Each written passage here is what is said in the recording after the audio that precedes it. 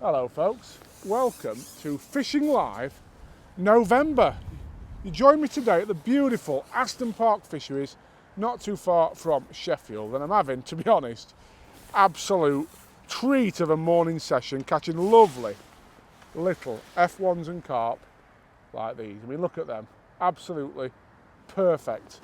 So what I want to do in this show is bring you some tips that have caught me loads of fish in the cooler months in recent years. And the nice thing with them is they're really cheap or even free to do. So it's just little things I do with my rigs that get me more bites and help me see more bites when the fish are feeding. I've also got a rig for all you carp anglers out there, courtesy of our Fuka carper Ollie Peasegood. And I've got details of an exciting new competition that we're running in November for you to win the bait that I'm using today. First of all though, I was lucky enough earlier this month to get out with Tommy Pickering and ask him what he thought laid in store for you in the month of November. Well, it's November, autumn, one of my favourite times of year. I love fishing at this time of the year, and what I do in the autumn and the winter, I come back to the commercials. Why? Because we catch more fish. On the rivers and the canals it tends to slow off a little bit, all the fish go into the towns. But this is what, for me, this is the best part of the year. And I just love fishing in autumn. The fishing's probably a little bit slower, but I think that becomes a bit more technical. And you've got to find the fish move out a little bit. They're not so much in the sides, and you've got to find the fish and find it a bit more technical fishing. And the weight's obviously not as big because it's winter, it's colder, the fish don't feed. But it's all about now, I think winter fishing is all about patience. It's all about having the right bait on, having the right setup, casting the right area and be patient. Few more clothing's on, keep warm, because there's nothing worse in the winter than not being warm. You've got to be warm. If you're warm, you'll sit there all day, and if you're cold, you'll want to go home. So get some clothing, get yourself wrapped up, even if you've got to put an umbrella up and things like that. But I love it. I love this time of year. I must admit it's one of my favourite times of year. And when we come to a place like this, Lindholm Lakes, it's perfect. All the fish move into the middle and we're all trying to catch the fish. Be patient. Sometimes it might be 20 minutes for a cast, but I quite like that. And you're looking for indications and bites and you're casting in different spots trying to find them. It's not just a case of putting some bait in and waiting for the fish to come. And you just sit there and be patient. And when it goes round, you get a fish, and I feel like I've earned that fish because I've tried to do the right things. But can't beat fishing in autumn. It's fantastic. And but location of fish is really important. Get warm, location of fish, keep it there, and be patient. And if you keep to them few tips, I promise you'll catch a few fish. So there you have it folks, tips from Tommy. What I want to talk to you about this month is, as I said, 3 little tweaks that help me get more bites. The first one, I'm just going to find my plummet, here it is. It just relates to how you plumb up in colder weather to make sure you're really seeing what's happening under the water. Now, it's just a 30 gram plummet I've got on there, and I'm just going to show you how I plumbed up today and why I've done it. Now, this is set to fish just touching the bottom, and you'll see, if you look at that, and I'll put a close-up on screen now, there's only about 1.5 inches of body showing, which means there's probably about 2 inches of line on the bottom with my hook. Now, sometimes I'll fish even less than that, but because today is windy, I will have slightly more line on the bottom than I would do otherwise.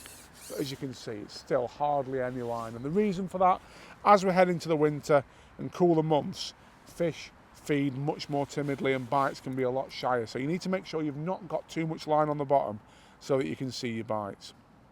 So the next tip I want to give relates to float bristles, and more importantly, how much bristle you have sticking out the water. And the key for me is that you don't have very much at all. I'm talking like a couple of mil at the most. You'll see as I put that rig in there, there's only probably 2 mil of bristle sticking out, and that's really important. So the minute anything picks up that bait, I see a bite. That was the shyest little bite. You can see it's a little tiny fish, so there's no wonder. But you wouldn't have seen that bite if you'd had more bristle stuck out the water than that. And as a result, the fish is hooked right in the top lip, so it's really, really cleanly done. And of course the two things work well together.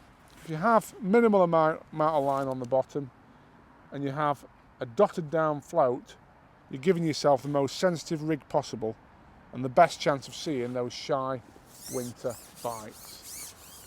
Now, my final tip just helps you to make this more delicate presentation more doable and more fishable.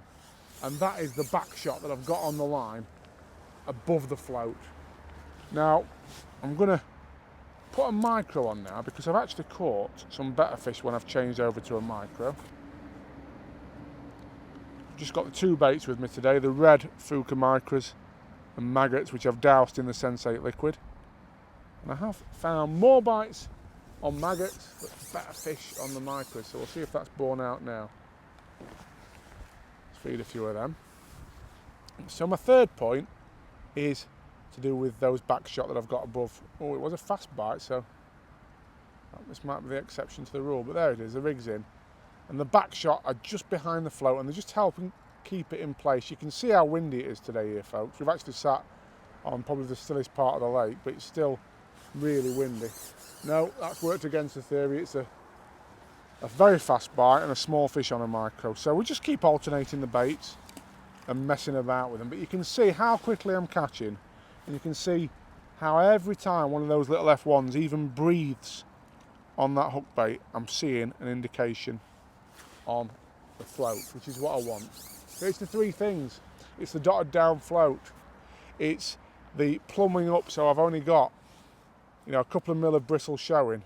It's the back shot which just helped me nail that float right where I want it and keep it still in any breeze. Do those three things on your rigs and you'll find, oh, that's a slightly better fish on a micro. Not much bigger, but slightly bigger. You do those three things and you'll definitely find you not only get more bites this winter, but more importantly, you see the bites and the fish end up in your hand or in the net. So next, I've got a carp rig tip from our Fuka carper, Ollie Peasegood. Right, so over the past few weeks, as it's been getting a bit cooler, I've been fishing my club lake and going on to a couple more commercial waters as well, just to try and nick a bite as it's getting a bit harder. And to nick that bite, what I'm using is I'm using about 1 metre lead core, coming down to a 2 ounce lead, and then on the rig side, which is the more important side that I want to talk to you about, is I've got 15-pound quarter end trap going down to a size 8 wide gape hook, which I go a bit small in the winter just so that because the fish can be a bit more picky. And then hook bait wise, I've just trimmed a 15mm prototype Fuka boilie down just so the wafter sits a bit better on top. And the wafter I've got is an 8mm yellow Fuka wafter, which again I've trimmed down just so it all sits nice and neat on top. Now this rig's caught me over the last few weeks. This rig's caught me a 19-pound grassy, a 21-pound odd common, and a couple of other nice high teens, including loads and loads of backup like low teens as well.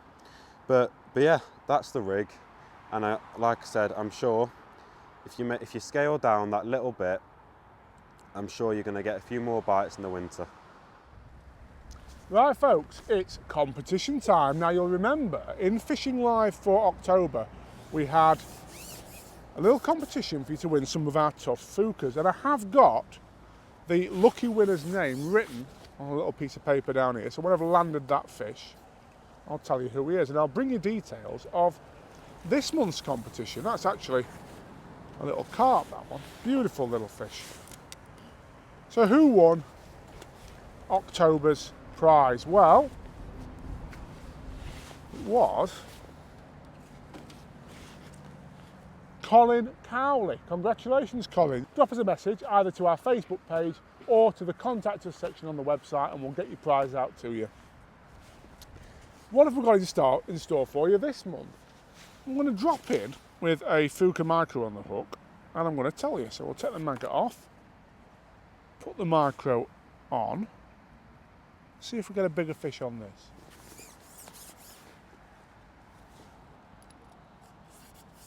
Right, we're in and fishing. And this month's prize actually revolves around these little beauties, the red Fuca micas that we're catching so well on today. We're going to give you a full set of them, not just the red ones. We're going to give you the whites, the naturals, the yellows and the blacks. So that's 4 bags in total, sorry, 5 bags in total: red, yellow, white, natural and black. And we're also going to give you the Sensate liquid that I used to cover the maggots at the start of the session and add that extra flavour. The smallest fish in the lake. Did I say that the micas have caught me the bigger ones today? Well, they did for about 20 minutes this morning. Plenty of bites, folks, that's the main thing. So that's the prize. It's the 5 bags of micas. It's a Sensate liquid. To be in with a chance of winning, what you need to do is comment on this video with the size of hook that Ollie said to use on the carp rig that he mentioned in his Fuca Carper section. So it's the size of hook that Ollie said to use on his carp rig. So get that in the comments, we'll pick a winner, and I'll bring you the next Fishing Live this time next month for everything you can expect for the month of December. But for now, I want to get back to catching these lovely little F1s and carp. Have a brilliant month, folks, and I'll see you next month.